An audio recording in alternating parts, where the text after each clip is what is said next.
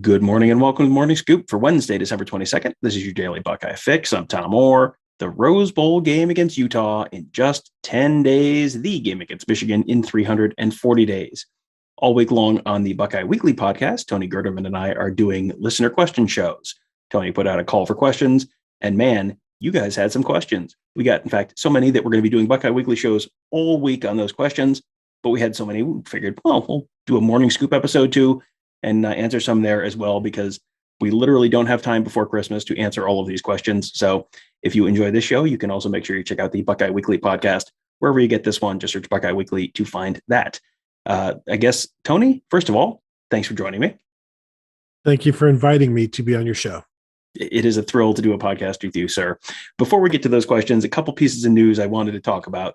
Number one, former Ohio State quarterback Jack Miller officially announced on Tuesday that he is transferring to the University of Florida. That's something that Bill Green had reported on our Ask the Insiders board, was sort of in the works sometime late last week. So not a complete shock, but that's kind of an interesting spot to me, because that was something where he seemed, he's an Arizona guy. So you figure, okay, Arizona State, maybe UCLA, somewhere like that. Florida, though, new head coach, Billy Napier. Thank you very much, from Louisiana Lafayette. New head coach, totally new program. That's kind of an interesting fit to me. It was, and they seemed to latch onto each other pretty quickly, which I think was the most interesting thing there, because this is a Florida program with two starting quarterbacks in Anthony Richardson and Emory Jones. We know since in the last few week or so, Emory Jones has announced he will enter the portal, so that opens some things up. But yeah, I think we all just assumed he would head back west, and whether that's in California or whether that's in Arizona, probably not the University of Arizona. And Arizona State there's some issues going on there as well that the NCAA will eventually be getting involved in. And so maybe there's no spot there. But yeah, I think it's very interesting to head to Florida, be part of a new program. And really, like, everybody is new for Florida in terms of Billy Napier and how they have to, like, everybody's getting a fresh start. He's going to be right in that mix, getting that fresh start. And I have to assume that feels pretty good for him. I think that's probably one of these things that energizes you as a player, especially as a quarterback, to have an opportunity to just get in, ground floor, start being a leader as quickly as possible. I assume he's heading there this winter rather than being one of these guys that graduates in the spring and then transfers like Joe Burrow. I don't think he's to that point yet, obviously. It's just being his second year. If he is, congratulations on being a child prodigy.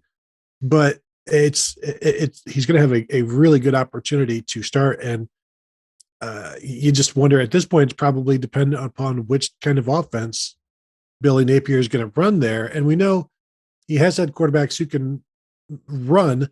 They're not running quarterbacks, but Jack Miller can run. He's not a running quarterback. So I think he's got a pretty good chance as long as you protect the football, which is something that no other Florida quarterbacks have been able to do. Yeah, it's an interesting note for Jack Miller that, he's going down to Florida as he's transferring in as a former Ohio State quarterback. A former Ohio State commit, Emory Jones, who later flipped to Florida, is transferring out. He will stick around for the Gasparilla Bowl for Florida. But then he's hitting the transfer portal. Anthony Richardson, who kind of played alongside Emory Jones this year, he's injured for the Gasparilla Bowl, but he could theoretically be back next year. So yeah, that'll be very interesting to see how that all shakes out. But yeah, with a new coaching staff, new offense coming in, you're coming in potentially on even footing with Anthony Richardson if they do both stick around. No one has an extra year in the system or anything like that. So that seems like that could be a very intriguing landing spot for Jack Miller. I was going to ask you about opt-outs, but I figured that ties in pretty well with our first question from @BuckeyeTie23. So we'll just talk about that there, and we can talk about opt-outs as part of this answer. Tony, what is the vibe around the team regarding motivation/excitement to play in the Rose Bowl game? This kind of goes back to one of the things that has always been said about players, how players get over losses quicker than fans do. And this was not a great loss for fans to get over, obviously losing to Michigan. And so there's this like, well, what now? Like the season is over. But the thing is, for the players, the season continues, because it's not like they just stop going to class or stop going to the Woody. Like, the process continues as they get ready for the bowl game. And so I think from what the players have been saying, they're saying all of the right things, which is what you would expect.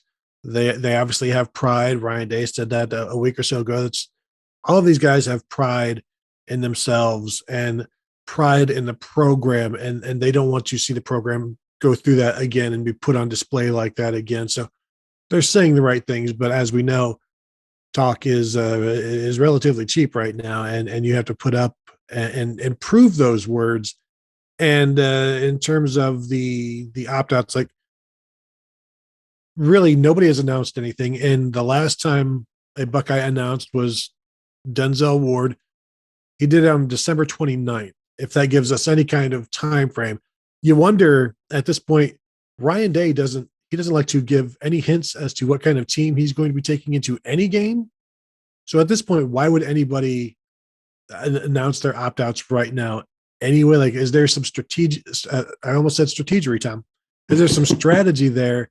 And then it also gets into, yeah, but how secret can you keep somebody opting out when all of these agents are tied together and all of the NFL knows this and knows that? So like, I don't think you can keep it a secret from the opponent who is sitting out, but I'm not sure everything is exactly known just yet. Like, I do not expect Garrett Wilson to play. I don't know that anybody does. Like, and we've talked on one of the more recent episodes of Buckeye Weekly podcast of who is the most likely Buckeye to sit out. It would be him because he has the safest draft spot right now. So there's no need necessarily for him to play. And then we'll find out about everybody else. But right now, as of this moment, exactly right now, nobody has publicly opted out. Right. We have as of the time we're recording this, no one has publicly opted out. It is entirely possible that before this, before we actually get this edited and posted, that someone has opted out. That's kind of how these things tend to go when you do a daily podcast. But yeah, I am with you there. I think Garrett Wilson is by far the most likely to opt out. You hear other names. You hear Chris Olave as a potential guy, or Haskell Garrett as a potential guy, and you could go through just about any of the potential NFL draft type guys. Oh, they're all possibilities. Wilson, though, to me, very clearly the number one most likely guy to opt out. But again, nothing official yet. But Nick Petit-Frere is another name that you kind of hear as a possibility. But sometimes guys, even if guys are not practicing, there have been guys who didn't practice this fall because they were hurt, and so that doesn't necessarily mean that they're not going to play. So that'll just be something to keep an eye on. But I think you also have to look at this game just on the whole. You can look at this game as the last game of the 2021 season that did not go well for Ohio State, or did not go as well as Ohio State, their fans probably would have liked. Or you can look at this as the first game of the 2022 season, where if Garrett Wilson opts out, well, that maybe opens things up for Julian Fleming to get more snaps. If Nick Petit-Frere opts out, potentially that puts Matt Jones in the starting lineup, and you have a chance for Matt Jones to start showing what he can do as a starting left guard if they kick their Munford out to left tackle. If Haskell Garrett opts out, that opens stuff up in the interior of the defensive line for some of the younger guys to potentially get more snaps. So, if without a national championship on the line, this is a little bit the start of spring ball in some ways, and the opportunity to let some of these guys who have not necessarily gotten as many snaps because they've been trapped behind some other guys who are maybe more veteran, more experienced, more talented. Okay, now it's your turn to become the veteran, experienced, and talented guy at the top of the depth chart. That brings us to the next question from @fun_magnets. Why does it matter who wins the Rose Bowl? I saw this and it was like, what do you mean? Like, obviously you want to win. And this kind of goes back to the whole, obviously the bowls are exhibition games and whatever, but they're more than that. It's 15 practices. It's a game. It's an opportunity for all of these players to show a new coach, a new defensive coordinator, what they have. You want to end the season on a good note and start next season on a good note. That's what this does. It gives you some momentum. Can you overcome losing? Yes, obviously, of course you can. We saw that with Ohio State in 2013, where they lost their last two games, lost one of their first two in 2014, and still won a national championship, having lost 3 of 4 games in a row. Is it the most important thing in the world? No, but you'd rather win any game than lose it. So that's why it matters. Does it matter that Ohio State lost to Oregon? It didn't until it did. Once they lost to Michigan, now they were out. So there's there's different levels of matter basically, but it's the Rose Bowl. It's the last time that this group of seniors will be together. It's the last time some of this coaching staff will be together. Like these are memories that will last forever for a number of these players. You didn't get a pair of gold pants. You can get a Rose Bowl ring. You can get the memories of this kind of season. And again, this is where things, I say players get over losses quicker than fans. It's because the next step matters more to players. The next game matters more to players. This matters more to players than it does fans. Clearly, because any bowl game that isn't in the playoffs is, some fans will tell you it's worthless. It doesn't mean anything, except for the players who are still going to play in the game. There's this is what they've been working for. The Rose Bowl is very much it's not the pinnacle goal or whatever, but it allows them to play another game. That's what they're here for. I mean, learning school and football, and this is still football. And so you want to win. And then if you lose, Tom, you kind of get dragged through the mud a little bit, because we know there are certain cable networks that enjoy this sort of thing when Ohio State is struggling. So do you really want to give them any more fuel as well? Well, and I think this is a year when a generation of Ohio State fans learned what it's like to live a year now after Michigan has beaten Ohio State. For Ohio State fans who are old enough to remember the 90s, they remember that. But they also remember a lot of years when Ohio State had a really good season and then lost their last two games. And then, New Year's Day was this deflating Citrus Bowl loss or this deflating Sugar Bowl loss or whatever it was. That does not send you into spring ball feeling good about things. It is a much more optimistic time around Columbus. Players get a nice Rose Bowl ring, probably. There's some stuff to play for sure.